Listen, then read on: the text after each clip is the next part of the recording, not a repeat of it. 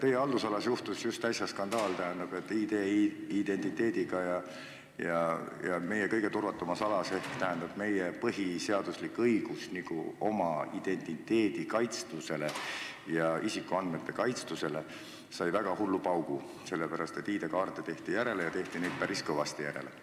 Nüüd tekib siin küsimus, mul on põhjendatud hirm, kui autentsed on e-valimised ja kui autentne on e-haiguslugu ja kõik siuksed asjad, mis ei peaks olema laia tarbekaup.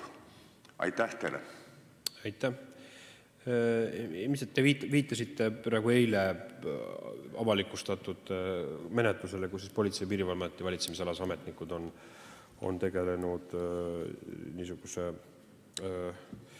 kuritegeliku ühendusena dokumentide väljastamisega, milleks õigust ei olnud.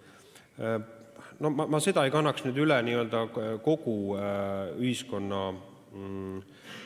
usalduse toimimisele ühiskonnas. Et selge on see, et nii valimised kui ükskõik milline avaliku võimu teostamise akt, see põhineb nii-öelda normaalses kodanikuühiskonnas põhineb see eelduslikul usaldussuhtel. Et inimesed usaldavad, et see, mis toimub, on õiguspärane. Kui neil on üle kriitilise piiri tekib kahtlus, jättes kõrvale isegi selle, et kuidas see objektiivselt on mingitel konkreetsetel juhtudel, siis on kindlasti väga tõsine toimimise risk. Et mul on meeles, kui Mosambiigis korraldati loterii, mis oli peaauhind oli vist $10 miljonit, ja kui selle esimese loterii võidu sai Mosambiigi president, siis millegipärast tekkis usalduskriis Mosambiigis loteriipiletite küsimuses. Et nüüd küsimus sellest, et kas e-valimiste nii-öelda see tehnoloogiline skeem tagab ausa tulemuseni jõudmise ja kas ta on ühiskonnas ka usaldatud nõnda, et ühiskond usaldab, et see on mõistlik, siis vaatamata pingutustele seda diskrediteerida on minu hinnangul see süsteem ühiskonnas usaldatav ja ta on tegelikkuses ka praktikas toiminud.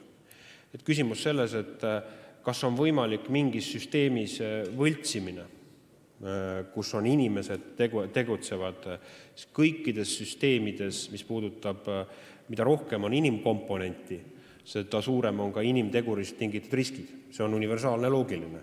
Nii et selles mõttes, et e-valimiste puhul, kus see inimkomponent, mis puudutab seal konkreetselt sedelite lugemist ja nõnda on antud masinale, mis tehnoloogiliselt on vähemalt ei oma, ütleme, poliitilist eelistust või keda on raske motiveerida inimlike motiividega, siis ma väidan, et seda võrra on tegelikult see korruptsioonirisk inimliku komponendi läbi seal hoopis madalam. Aitäh!